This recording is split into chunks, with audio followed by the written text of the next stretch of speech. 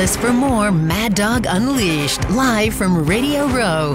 Here's your host, Christopher Russo. All right, nice to have you with us on this busy program today. We're just getting warmed up. We take you until 7 in the east, 4 in the west, 6 here locally as we chat. Chris Cooley, good tight end in his own right, played a lot of years, good player, co-host of their, of course, of 980 in D.C. He's involved with the pre and the post and all the good things with the Redskins on a weekly basis.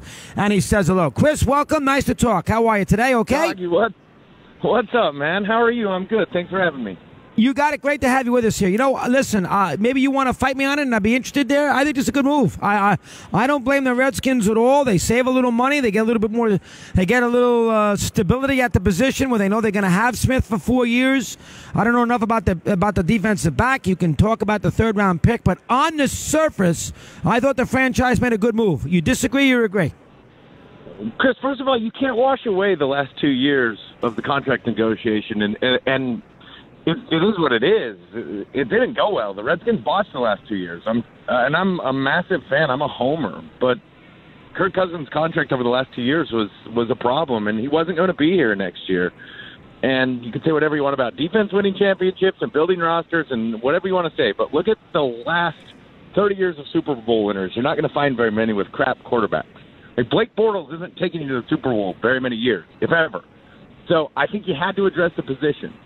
And so if you just take the trade for what it is, Kendall Fuller's a good player. He's the DB involved in the trade. He played nickel for us this year.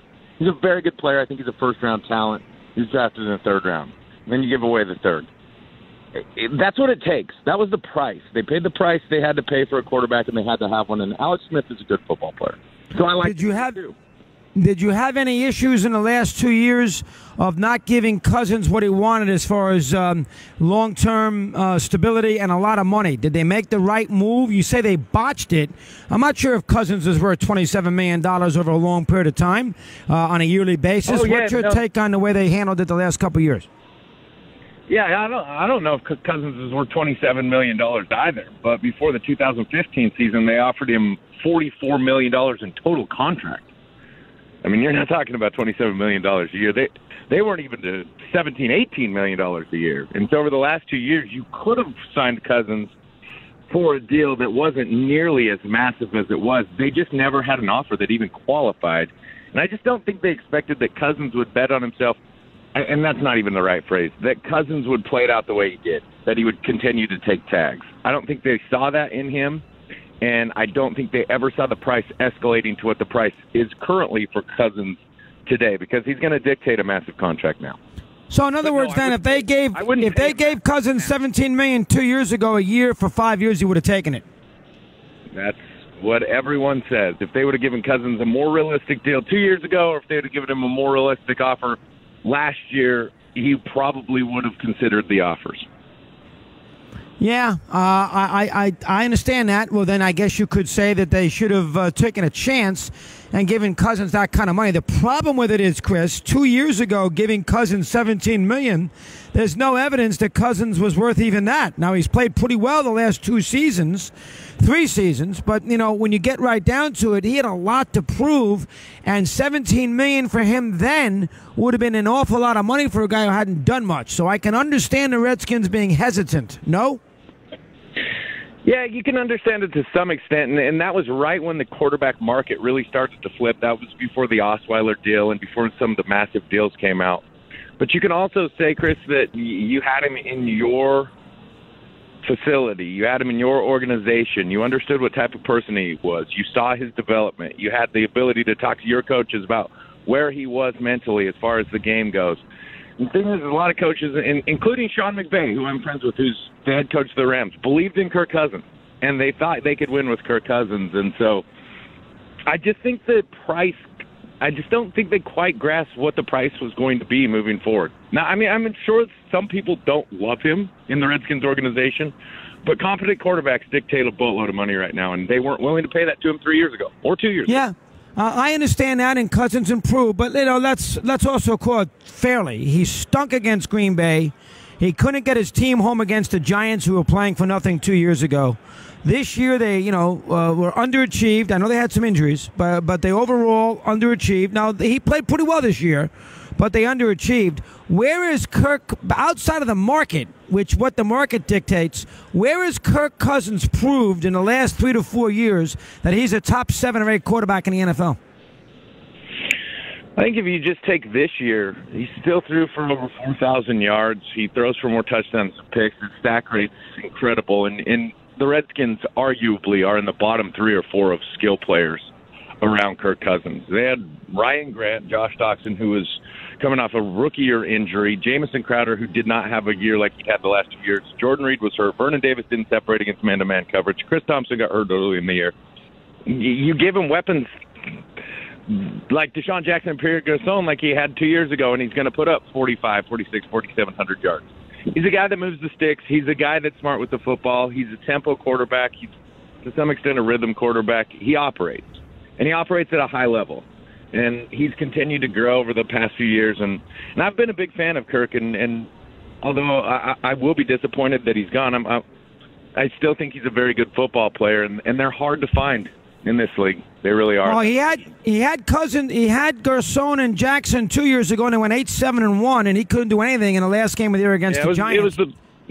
It was about the worst defense in football, and yeah, but he didn't score in that game. He also didn't play well against Carolina on Monday night. I mean, when you're paying a quarterback when you're paying a quarterback that kind of money, get your team into the playoffs when you have a chance to get in the playoffs. No, I understand where you're coming from, and we can go. You go back to that season and find other examples. Like you take him on a game-winning drive against the Detroit Lions, and then our defense allows a touchdown in a 1-minute span to Stafford. Take him down the field in position to win against the Bengals in a huge game, and your kicker misses the field goal to win the game. You tie that game. So there are examples either way. But here's one thing I think we can agree upon. He's a good quarterback. You got to put players around him, though. And for most guys in this league, that's the way it is. But you do have to put good players around Cousins. Yeah, listen, I'll buy that. Now, where do you think listen, there's a lot of teams that can use a quarterback. The first place I'm thinking about is Denver, maybe Arizona, Jacksonville. I don't know if Coughlin loves Bortles and giving him $20 million a year. He's going to have some options. What do you think will determine where he ends up? Let me hear. Yeah, I think right off the top, Denver's the one city and organization that's rumored to have wanted Cousins the most. I think you look at Cleveland, that's got a massive salary cap. The Jets have a massive salary cap. I think Miami would be a team that is interested based on what they have at quarterback. There's going to be 7 or 8, and I'm sure by the time it gets to free agency, if that's exactly what it is, there will be 3 or 4 bidders, and it'll be the biggest contract you've seen, the Cousins contract. I'll tell you right now, you can make an argument that the Browns should sign him because they would have Cousins signed as the quarterback, then they would have the 1st and the 4th pick in the draft, and they can maneuver with trades. You could make it, and get Barkley, you could make an argument that the Browns could do that. And they probably won't because they'll probably draft a kid out of one of the 2 rookies, but you can make an argument that might be a smart way for Cleveland to go. How about that? Yeah, I think that's a good argument. That's what their left tackle Pro Bowler Joe Thomas said about a week ago, is go out and sign Kirk Cousins and build a roster around him. The one thing about free agency is Kirk will get a chance to pick where he wants to go. So, and here's the thing with Kirk. I don't really know, because he's made $44 million in guaranteed money over the last 2 years, taking it all in, and he's frugal. I don't know if it is all about the money. I think part of the DC thing was he didn't necessarily want to be here. I think there is something to that, and so maybe he wouldn't want to go to Cleveland. Maybe he'd take less to play in a city like Denver. Maybe he'd take less to play in New York. I don't know, and I think that'll be up to him. It'd be interesting if they wanted to do that, but or if Cleveland will do it. I think it'd be great for them, but it's still in his hands if he goes to free agency. All right, let's do Alex Smith for a sec. Chris Cooley, of course, on the trade with the Redskins and the Chiefs. We all know what Smith is. We've all seen him play a million games. He will manage the team properly. He won't turn the ball over. He'd win the games he's supposed to win. He'll probably get the Redskins around 9-10 wins on a regular basis. The question is, can he win the big game where the quarterback's got to win a ball game in a postseason spot?